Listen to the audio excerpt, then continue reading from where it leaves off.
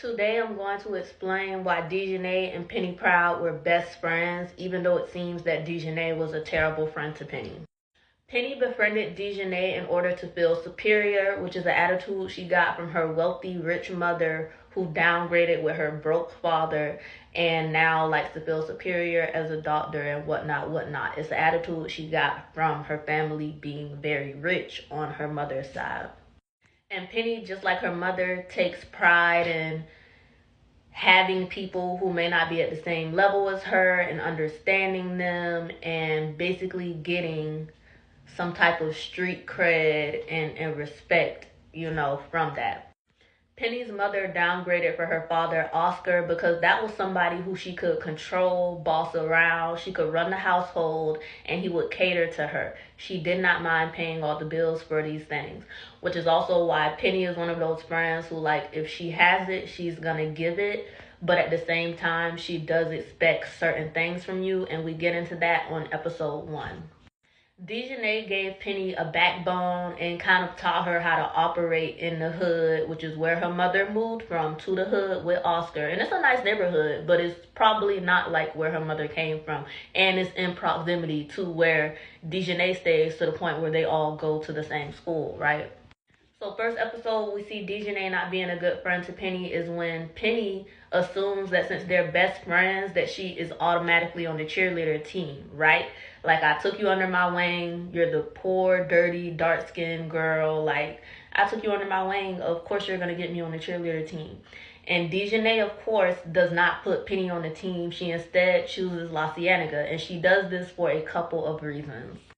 Dijonay and Penny both have different reasons to envy each other, okay? Now, despite how Penny may feel, Dijonay is the one who gets all the dudes. And we might not see this on the show because she's so thirsty over Sticky, but y'all have to understand the reason she's not letting up off Sticky is because Dijonay is not used to rejection.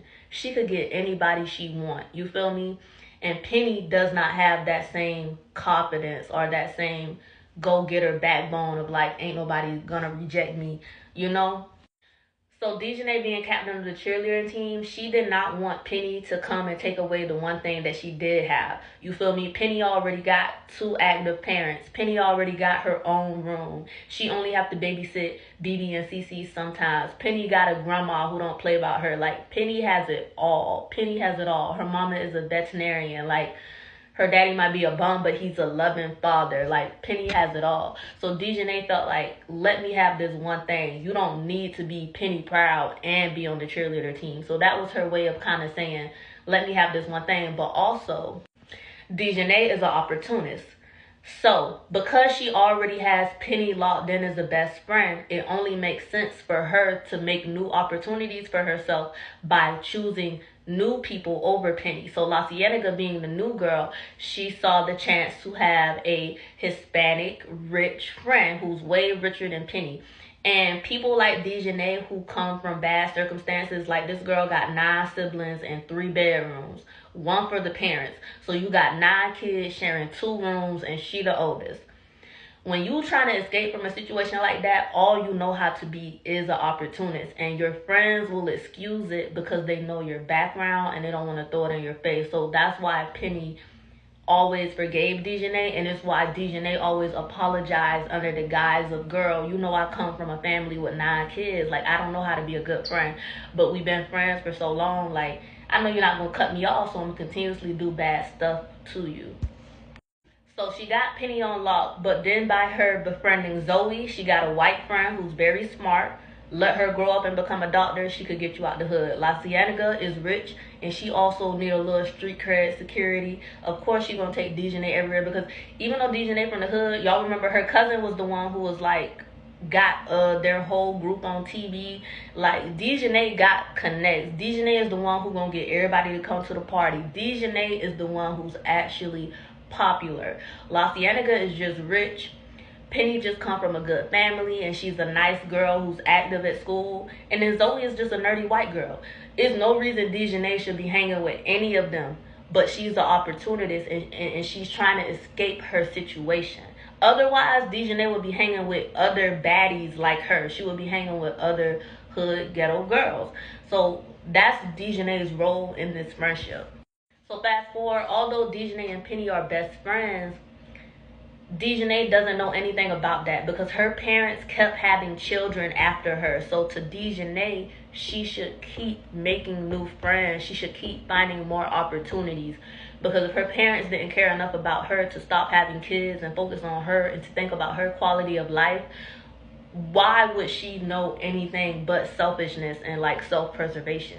Her own parents said F her. So it's always going to be F her friends. And then the next instance is when LaCienega has a house party and Dijonay ditches Penny's party to go to LaCienega's party. Because once again, LaCienega is rich. Everybody's going to be at that party. And Dijonay needs opportunity. She needs to be seen because she's not seen at home. Dijonay is an example of a friend who harbors envy against you to use against you later, because then they get tickets to this concert that they all want to go to, and Dijonay leaves all her siblings at Penny's house to babysit because she has been harboring that envy of like, well, your parents get money, you don't have no siblings even your age that want to go to a concert. Like, anytime you really want to do something like this, you'll be able to do it. So why wouldn't I leave all my siblings at your house and go take this one opportunity? Because I could always just say sorry later and you're gonna understand, because I'm your charity case. Like, Dijonay very well knows that she is a charity case to these girls, which is why she does not prioritize being a good friend to them, because they all come from different backgrounds. But she knows how they truly see her as a charity case, as a hood rat, etc., etc. Another example is like Penny running for the school council. Dijonay decides to go for Wizard Kelly's son because that is another opportunity for Dijonay. It's never about friendship. It's always about how can Dijonay escape her situation, and she has to be cool with as many people as possible because she never knows who's going to reach down and pull her up out of her situation. So of course she's going to go vote for Wizard Kelly's son during something that's very important to Penny, because what's important to Penny doesn't matter in Dijonay's life. Dijonay is worried about how she's going to eat, how she's going to have clean clothes for school tomorrow. Penny's biggest worry is if she's going to win student council. You feel me? Like, Penny is not at home worrying about if her light's about to get cut off. Now, the one episode where we see Dijonay be the bigger person is the poetry episode, where Penny teaches Dijonay poetry, and Dijonay loves that outlet, and she ends up being more well received than Penny, and Penny gets very jealous of Dijonay. Dijonay ends up writing a poem essentially expressing how much she loves Penny and that she should not be jealous of her. And that was the one time we saw Dijonay be the bigger person. And it just shows you that these people are self-aware. They know what they're doing. They know when they're being a bad friend to you, and they also know how to rope you back in. You know what I'm saying? They know when to apologize. Dijonay taught Penny selfishness.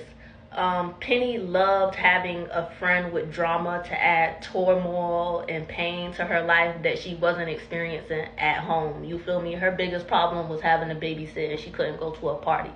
But Penny truly did not have no turmoil. Her parents wasn't beating her. Sugar mama wasn't mean. Like, it really was nothing bad in Penny's life. She loved her mother and her father. Her parents was never on the verge of divorce. And so Dijonay taught Penny how to be selfish, and how if you constantly give to somebody, they will constantly take from you. And Dijonay played her part. Like, she constantly took from Penny and she never gave. But Penny liked that. She liked feeling like she had a role to play. In conclusion, I'll make a video about the relationship with the rest of the friend group, and why they were essential to Penny's story and how it applies to real life. But in the end, I think the question I want to ask is, did Dijonay want Penny's life? Did she simply associate with Penny in order to learn things about her and steal her life? And that is why she was able to confess her love in small moments here and there, because she actually did pay attention to Penny and she did love her. But it's like, did she want Penny's life? Because people who are around you and don't show love directly to you a lot of the times, or they hurt you a lot, it's because they love the life you live. They love what you provide. They love what comes with you. And if those things were to disappear, like Dijonay chose BB and Cece over Penny once they grew older, Dijonay wouldn't be friends with Penny. But Penny wouldn't be friends with Dijonay if they were equals. So this is a mutualistic relationship. They are both using each other. And that's just the bottom line. Today I will explain why LaCienega and Penny Proud were friends, even though it seemed like they hated each other. So LaCienega was born in Chicago, and her mom is a police officer. She is Puerto Rican. She ended up moving to California when she was like 5, and she met Dijonay in preschool, and they were friends. Now, Dijonay always says that LaCienega used to be such a sweet girl and how much she's changed, etc., etc., and this is why Dijonay always says that. LaCienega moved so much that she did not value personal relationships. She really valued her solitude. And another part of her moving a lot was that she would be bullied every time she went to a new school because her mom was a cop, because she had a big head, and because she had big feet. So she was struggling in these black communities being Latina, Puerto Rican, and she would get bullied for these things. And then on top of that, she will also get bullied by her cousins because they were less fortunate than her. So her family being the ones who got out of Puerto Rico or moved and made a better life in America, her cousins were jealous and they would bully her. And when she expressed how hurt she was or that she didn't want to hang with them, her parents would kind of just tell her to suck it up because look at this good life you have. Like, your cousins are really going through it. You always have to be nicer. You have to be the bigger person. Like, hurt people hurt people. LaCienega learned that from a very young age. So LaCienega was insecure about her blackness. She was insecure about being her family's favorite, how her family showed more love and favoritism to her cousins just because they were less fortunate than her than they did to her, even though she was the only child. This is also why LaCienega was especially like close with Poppy, because he gave her undivided attention. He treated her like the only child that she was. So while her parents were always telling her like, oh, be less selfish, be more caring, etc., Poppy, he let her just be the spoiled brat that she deserved to be. I also want to mention that LaCienega is not a bad person. We've never actually seen her do anything bad outside of starting rumors or saying mean words, but her actions have always been positive. She does her chores, she cooks for her family and her neighbors, she does charity work, she's active in everything she does, and a part of this was also her trying to remain at her top to impress her parents. Like, her parents already saw her as perfect, so she had to go be perfect in everything that she did. That is why LaCienega is so competitive with Penny, because they both see each other in each other. You know what I'm saying? So in order for LaCienega to not be insecure about all she had going on, she started doing pageants, sports, cheerleading, and she always made sure she was #1. And that is how she built her confidence, by knowing that like no matter what she did, she could be #1. And that's why Penny Proud was a problem the first day she met Penny. The first day she met Penny, the first thing she saw was Penny saying, "I'm loud, I'm proud." So I think to LaCienega that kind of triggered like, okay, light-skinned girl, loud, proud. It was given like the girls who used to bully her. So LaCienega went ahead and began projecting and got on her guard of like, Penny not gonna bully me, she's not gonna overstep me. And that was just her first impression of Penny, which is how the frenemy relationship started. Now her and Dijonay are friends because Dijonay knows LaCienega. She knows LaCienega when she was lame, getting bullied, big feet, big head. Like, she could bring up little stuff about LaCienega. So it's better to keep your enemies who know stuff about you close, which is why LaCienega was always hanging out with them, even though it seemed like she didn't like them. She had to make sure Dijonay wasn't running her mouth like, oh, remember when you first came from Chicago and you was wearing so-and-so? Remember when you first came from Chicago? And you know, stuff like that. Remember they used to call you? So she had to keep Dijonay close to make sure that she was not saying things to her best friend Penny that could be used against her. Despite what y'all think, LaCienega does like Penny. But what LaCienega does not like is when the adults in her life overlook her. And Penny is somebody who the adults in her life will be like, oh, good, like, whoa, that's so nice what Penny did. And that's what she can't do. That's why she always is downplaying Penny, trying to knock her down a few notches, trying to remind her of like, yeah, this is my shit. Don't try to come, you know, steal my parents or attention away from me. But like I said, LaCienega is not a bad kid. I think from LaCienega constantly switching schools, because my mom traveled and we switched schools like every 3 months. We would just move every 3 to 6 months. And something you learn is that Anyways, you learn that the perspective of children don't matter. What really matters is the perspective of adults. Because if I walk into my new school and somebody bullying me, if they already painted themselves out to be the nicest girl in the school to the teachers, and now I'm telling the teacher, hey, she's bullying me, but I'm the new girl who the teacher doesn't know, that doesn't matter. So I have to come in and I have to build my reputation and build this perspective to adults, which is why LaCienega was always super nice and cooking for Penny Proud's families and hi Trudy, and always had Trudy saying like, be nice to LaCienega. Like LaCienega is sweet. LaCienega is very OCD. Penny calls her a neat freak in some of the first episodes, and we see that like she's very like protective of her space. Like you can't really touch her stuff, and I know that this is because her parents, every time they moved, they probably gave her stuff away to her less fortunate cousins and just acted like, oh, we could buy you new stuff. And LaCienega probably became very attached to her stuff because it's like, even though you could buy new stuff, this is still my stuff and you're giving it away. You're giving my stuff away. So she became attached to her belongings, and she's very organized and just a perfectionist about a lot of things because it's the only way she can have control, because she could not control how much her parents moved around while she was a child. So with all of that, her wanting to be a perfectionist is why Lossie was good at being nice and she was good at being mean. So Dijonay was the mean girl, but she had to be meaner than Dijonay, which is why she would double down on Penny. Zoey was the nice girl, so she had to, and Penny was the nice girl, so she had to be nicer than them to the adults and everybody outside the group. You know what I'm saying? She had to be just number one. She loved BB and CC. She loved the kids. Like LaCienega was a nice girl. She really was not mean. Her and Penny were frenemies because they saw so much of in each other that it was like, we can be honest with each other. We don't have to lie. I think LaCienega felt like Penny was the only one who wouldn't sugarcoat with her because she was so mean to her, and vice versa. Like, I don't have to lie to you. Like, I'm going to tell you the truth. And they did respect each other.